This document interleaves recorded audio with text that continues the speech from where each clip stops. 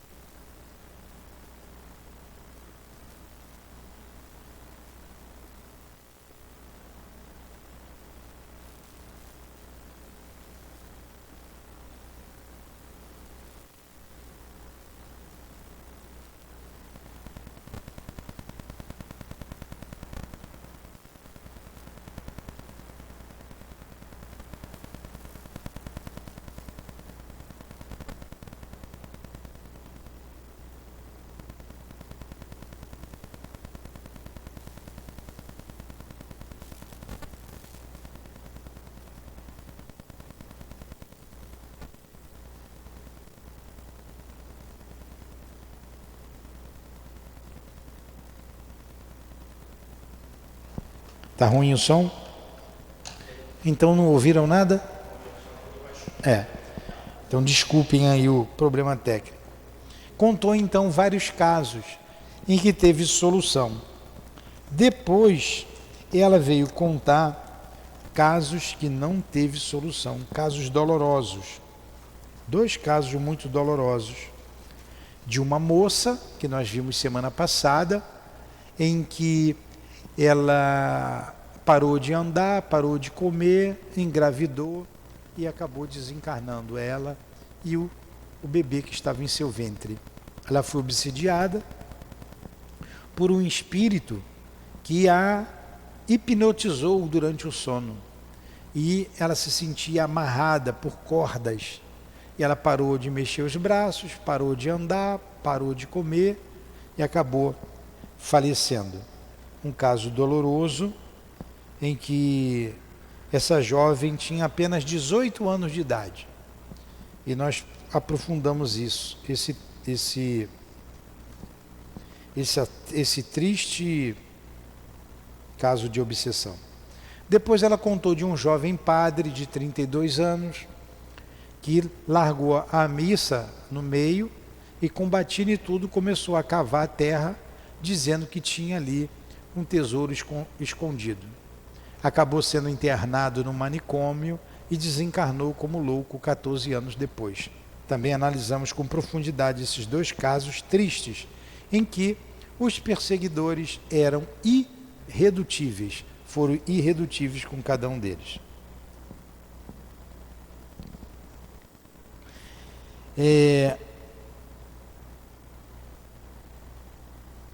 Agora nós vamos para a jovem Marta.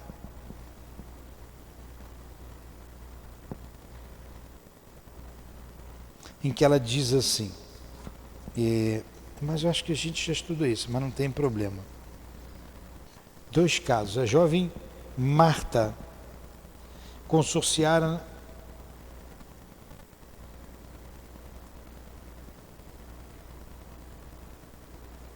esse aqui a gente já viu. Foi a jovem Marta que se casou e que se sentia amarrada. O padre, nós vimos aqui o quadro dolorosíssimo dessa jovem, do reverendo padre J, que tinha 32 anos.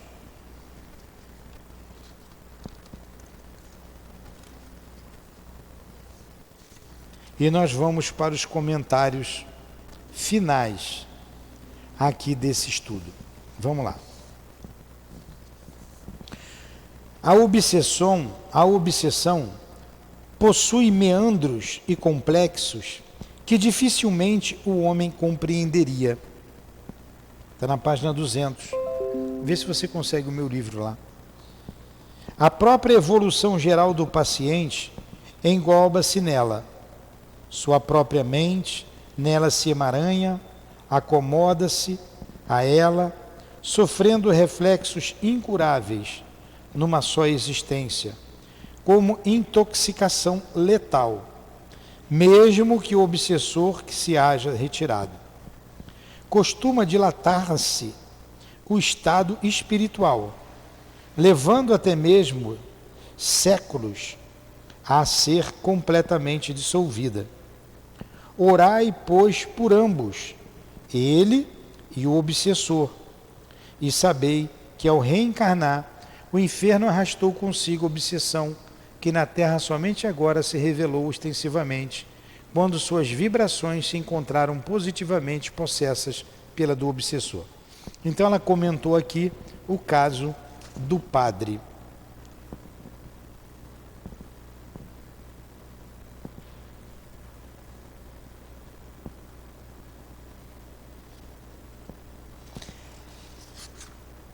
E após esse caso, ela vem contar, ela resume aqui nas 2 páginas finais do livro.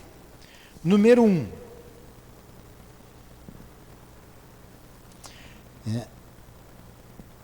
Estou na página 204 agora. Vocês me desculpem, eu estou levando um tempo aqui para botar a minha cabeça, que eu estou desde de manhã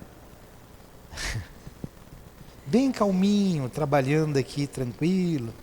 Mas vamos lá.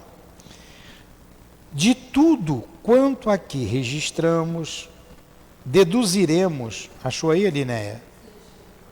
Porquanto a grande responsabilidade que pesa sobre os ombros do espírita, pois se tais deveres nos são confiados pelo codificador, é porque temos possibilidade de cumpri-los, desde que fielmente nos dediquemos aos melindrosos certames no setor transcendental. Quer dizer, nós espíritas cuidarmos desses casos obsessivos. Muitas das curas obtidas por meio da mediunidade surpreendem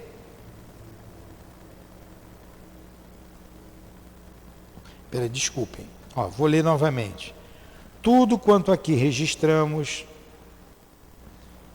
deduziremos, portanto, a grande responsabilidade que pesa sobre os ombros do espírita, pois, se tais deveres nos são confiados pelo Consolador, é porque temos possibilidade de cumpri-los, desde que fielmente nos dediquemos aos melindrosos certames do setor transcendental, pois que ele, o Consolador, nos fornece as credenciais para tanto. Muitas das curas obtidas por meio da mediunidade surpreendem até os que para elas concorreram. Chegam a ignorar quando e como a cura foi realizada, fato significativo, indicando que somos todos meros instrumentos dos guias espirituais, sem razões, portanto, para vanglória de nos considerarmos autores das mesmas. Então nós temos que ter o quê? Humildade. Se a gente se coloca como instrumento, ela vai colocar ali já o que o médium precisa para ajudar nessas sessões práticas de desobsessão. De qualquer forma, não será meditação ociosa lembrar ainda uma vez as condições mais urgentes para prevenir o flagelo da obsessão ou para remediá-lo em nós próprios ou no próximo, porquanto o trabalho é espinhoso, requerendo a máxima atenção nos seus pormenores, por parte daquele que, em inspirada hora, se dedica à edificante especialidade. Aí ela diz, 1. Então vamos lá as condições dos médios para esses trabalhos. Número 1. A ascendência de médios e doutrinadores. Aí ele bota entre parênteses, diretores de sessões práticas. A ascendência de médiuns e doutrinadores sobre o obsessor e o obsediado, o que implica estado de superioridade moral dos mesmos operadores, atraindo a benemérita assistência da espiritualidade superior. Está vendo, Elinéia? A gente precisa se moralizar. E como que a gente se moraliza?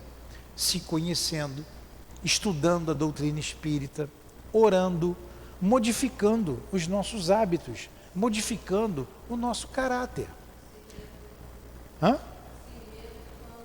Sim, é um trabalho de educação, não é nem reeducar, é educar mesmo.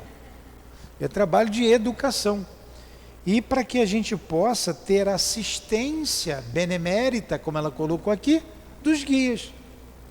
A gente chama aqui sempre o altivo, em nome do altivo, que é o diretor da nossa casa.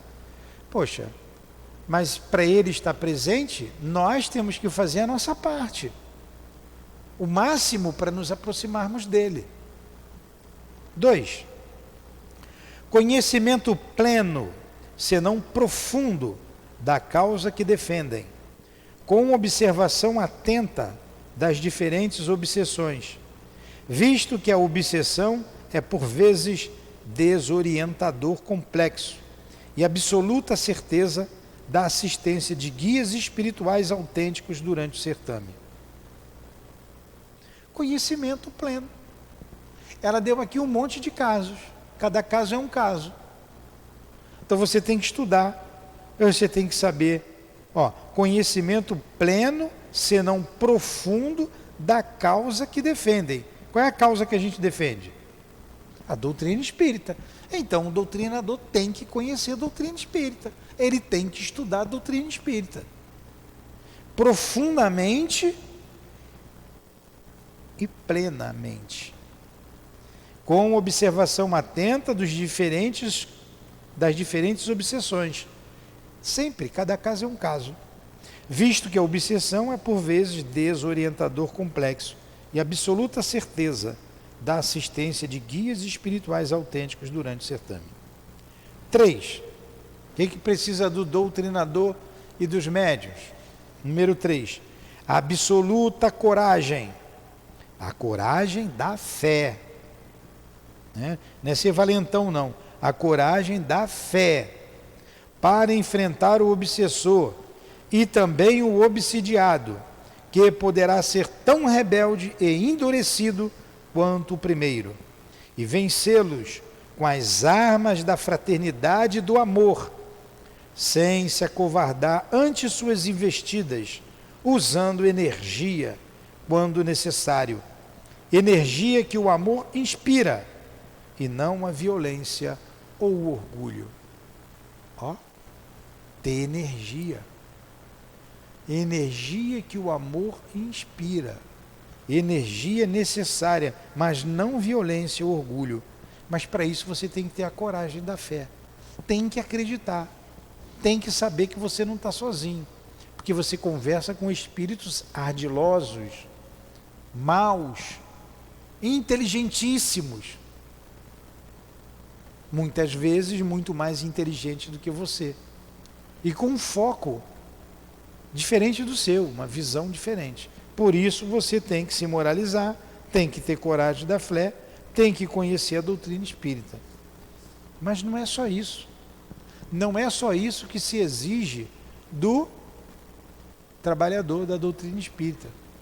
Se exige humildade perante si próprio e as leis divinas, certificando-se de que as vitórias conseguidas no importante setor pertencem a Jesus, mestre e reeducador dos homens e dos espíritos, e não a nós, que nada representamos, senão antigos obsessores e delinquentes, que agora resgatam um vergonhoso passado por meio do amor e do trabalho.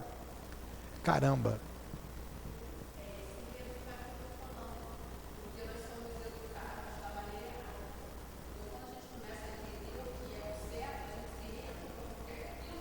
É, verdade. É isso aí. Agora, então ele citou aqui uma nova virtude. Uma virtude você tem que ter, humildade. O trabalho não é seu. E reconhecer que eu tenho que passar isso para os trabalhadores, viu? Me lembra. Nós que nada representamos, porque esse trabalho poderia ser feito sem nós, tem espíritos especializados nisso. Senão, olha quem somos nós, antigos obsessores e delinquentes. Você é uma antiga delinquente, viu? E delinquentes que agora resgatam vergonhoso passado por meio do amor e do trabalho, oração, vigilância, dedicação ilimitada ao compromisso firmado, esforçando-se por manter equilibrada a harmonização vibratória com os espíritos protetores que acionam os trabalhos, jamais esquecendo que, se assim não for, o obsessor poderá tentar investir contra eles mesmos durante o sono de cada noite, e será necessário conservar defesas que o desarmem. E lembrar outrossim que a mediunidade é dom sagrado, posto de abnegação e sacrifício, a serviço dos desígnios de Deus para com a humanidade. Eu pulei uma linha importante. Eu vou voltar aqui por causa de uma linha que eu pulei, para mostrar quem é você, Irinéia. Eu faço questão de dizer quem é você. Eu pulei, eu quebrei teu galho. Ó. Então, olha, Jesus, mestre e reeducador dos homens e dos espíritos, e não a nós, que nada representamos, senão, eu pulei isso, antigos obsessores e delinquentes. Eu só falei do delinquente. Você também foi obsessora, viu?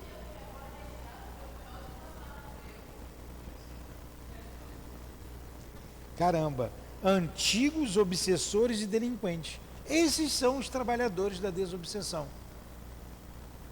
Que muita gente acha que é status trabalhar na desobsessão. Não sabe. Eu vou ler isso amanhã ali no nosso estudo de manhã. Vou botar até o livro ali. O ambiente da agremiação onde tais trabalhos forem realizados deverá ser resguardados de tumultos. Ó. O ambiente da agremiação onde tais trabalhos forem realizados deverá ser resguardado de tumultos de qualquer natureza ou de outras tantas operosidades, que não sejam os serviços doutrinários, visto que a transcendência ou imperativo dos trabalhos para curas de obsessão requerem pureza de vibração e harmonias fluídicas que reajam favoravelmente sobre os figurantes do certame, inclusive os próprios guias espirituais, que se afastam dos meios que se desviam das normas estatuídas pela doutrina. Semelhantes operosidades são próprias de templos de ciência e de fé, e não poderão ser bem-sucedidas se as levarmos a efeito, indiferentes a grandes responsabilidades assumidas. Olha aí. A sala de desobsessão deve ser só de desobsessão.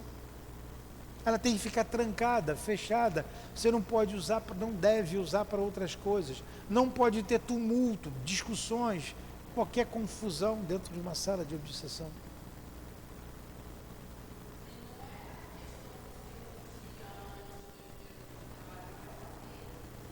Não é para ter.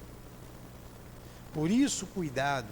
A gente tem preservado o máximo aquela sala. A gente acaba usando a sala de dispersivo ali para cura, naquela sala ali de desobsessão.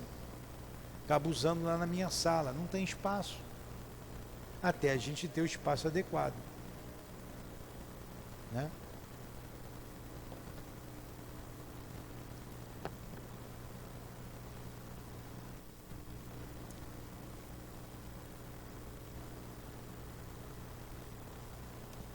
Seis.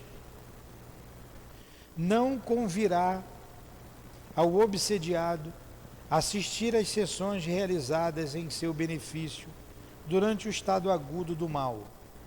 Nem o obsessor deverá ser doutrinado por seu intermédio.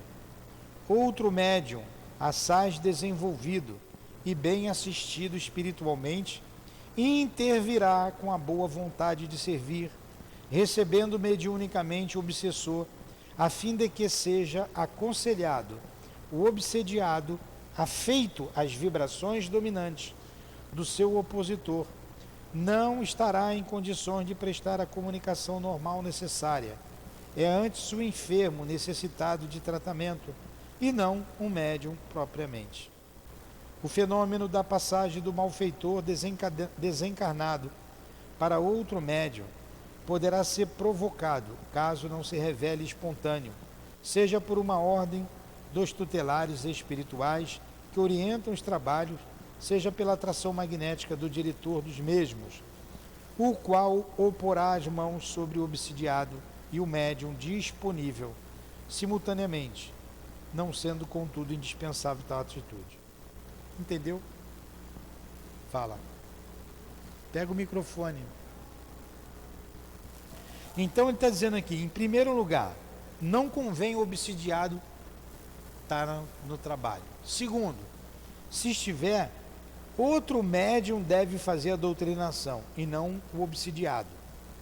Porque se tiver, às vezes é um trabalhador da casa, né?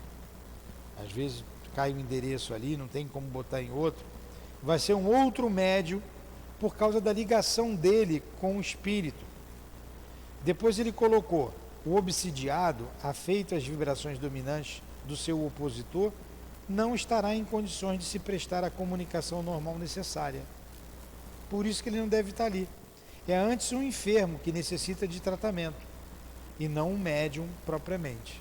Entendeu? Porque aí ele diz aqui ainda, ela diz: o fenômeno da passagem do malfeitor desencarnado para outro médium poderá ser provocado caso não se revele espontâneo, seja por uma ordem dos tutelares espirituais que orientam os trabalhos, seja pela atração magnética do diretor dos mesmos, o qual aporá as mãos sobre o obsidiado e o médium disponível simultaneamente, não sendo contudo indispensável a atitude. Como a gente faz aqui, às vezes na sala de cura, bota a mão, né? Então não convém o obsidiado estar presente. Se estiver aqui, às vezes está, porque o médium, a casa é do médium, não tem jeito, ele fica quieto, a gente o adverte antes: vamos atender o seu endereço. Mas ele nunca poderá doutrinar, até porque ele está envolvido ali naquela situação, né?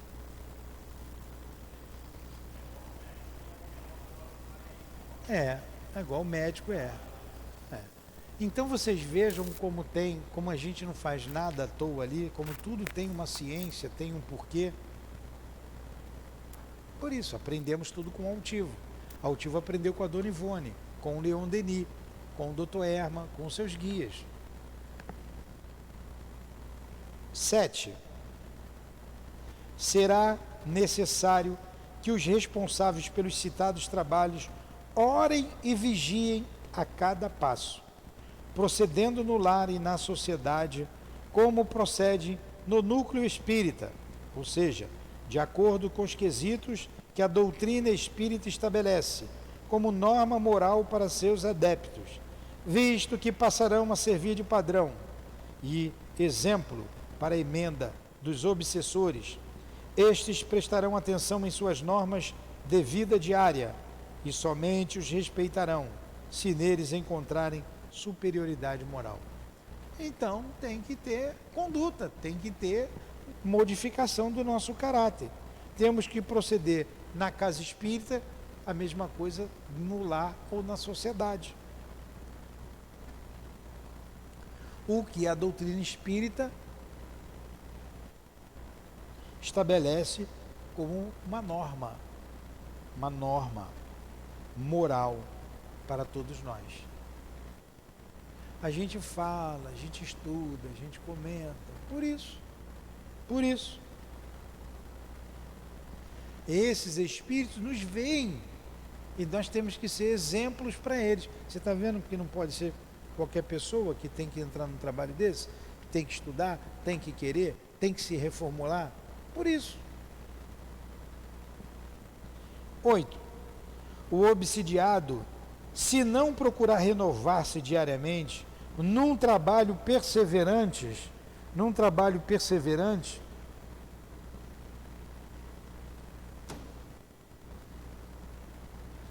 de autodomínio ou autoeducação, progredindo em moral e edificação espiritual, olha, o obsidiado, se não procurar renovar-se diariamente, num trabalho perseverante de autodomínio e autoeducação, progredindo em moral e edificação espiritual, jamais deixará de se sentir obsidiado, ainda que seu primitivo obsessor se regenere.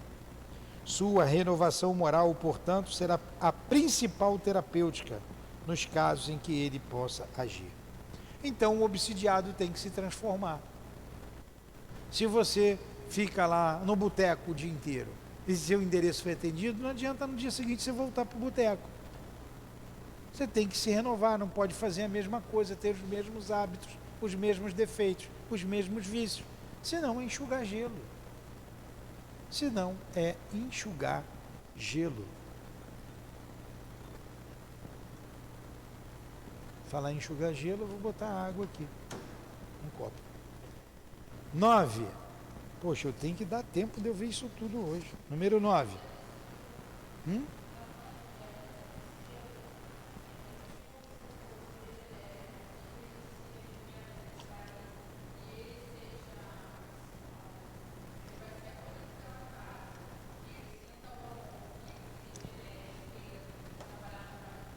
Você tem que morar. Você tem que modificar. Senão vem outros. Número 9.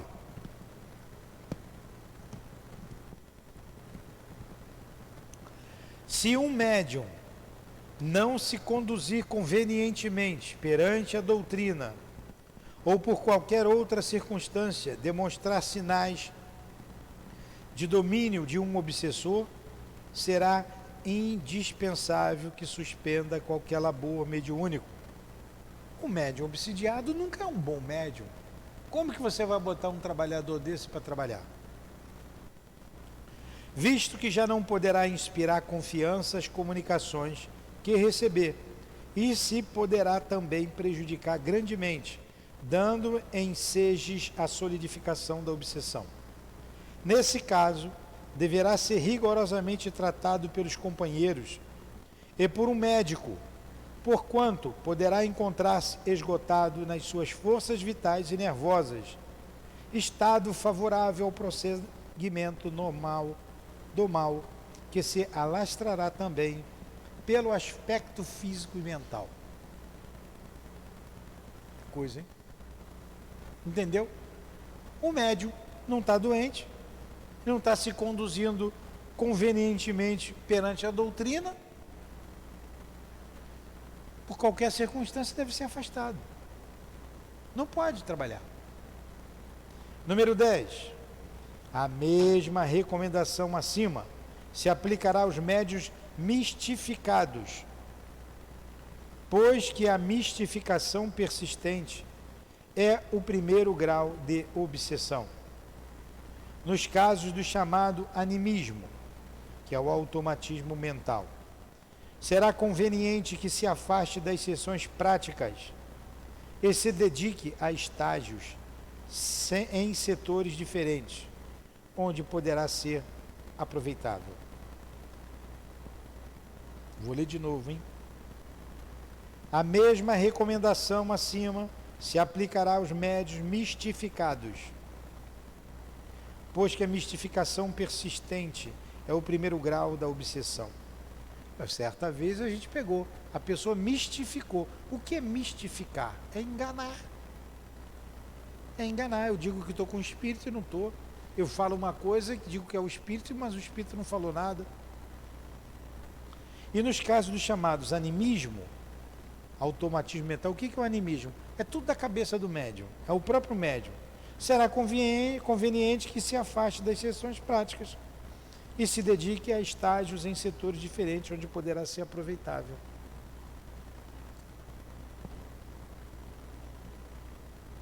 Ficou bem claro?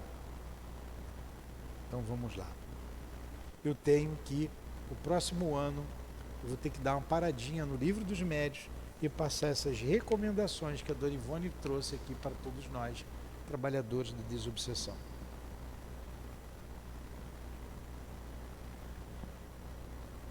A seara divina é extensa e fecunda, e em qualquer situação serviremos ao bem e à verdade.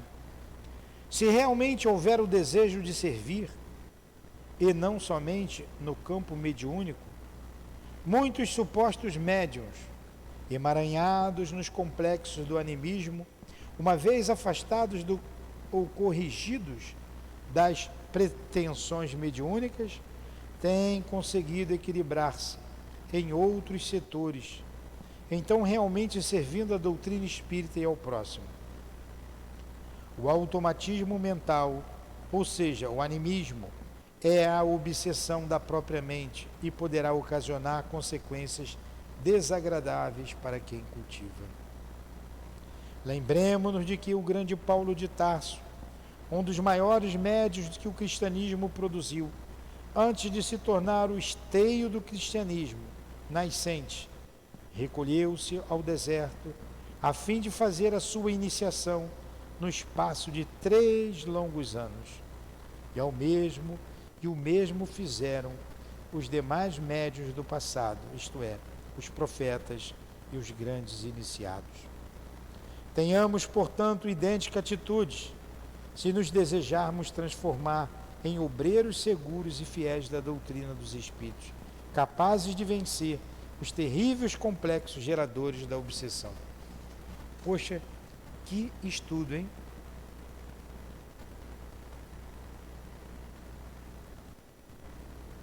Que estudo bonito. Nós terminamos aqui, assim, o nosso estudo, o nosso livro. Semana que vem vamos iniciar o livro Dramas da Obsessão. Quanta coisa, hein?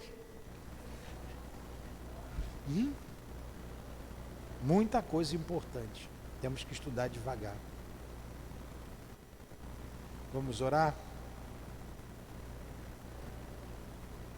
Pois é, nós estamos fazendo o que está ao nosso alcance para orientar, né? Muito obrigado a Dona Ivone, muito obrigado aos espíritos bondosos que nos ajudaram, nos acalmaram, pacificaram a nossa alma, a nossa mente e nos esclareceram como trabalhadores que somos da doutrina espírita, como médiuns que somos. Agradecemos muito a experiência da nossa irmã. Agradecemos a Allan Kardec, que nos trouxe a base de todos esses estudos. Aos espíritos guias da mediunidade, da doutrina espírita, agradecemos a Leon Denis, que deu continuidade a esses trabalhos. Agradecemos ao Altivo e aos guias da nossa casa de amor por tudo que aqui recebemos. Em nome desses espíritos queridos, do nosso irmão Altivo, em nome do nosso amor, minha querida Lutinha, em nome do amor de Jesus Cristo e de Deus nosso Pai acima de tudo, é que nós terminamos os estudos da tarde de hoje em torno do livro Recordações da Mediunidade. Que assim seja.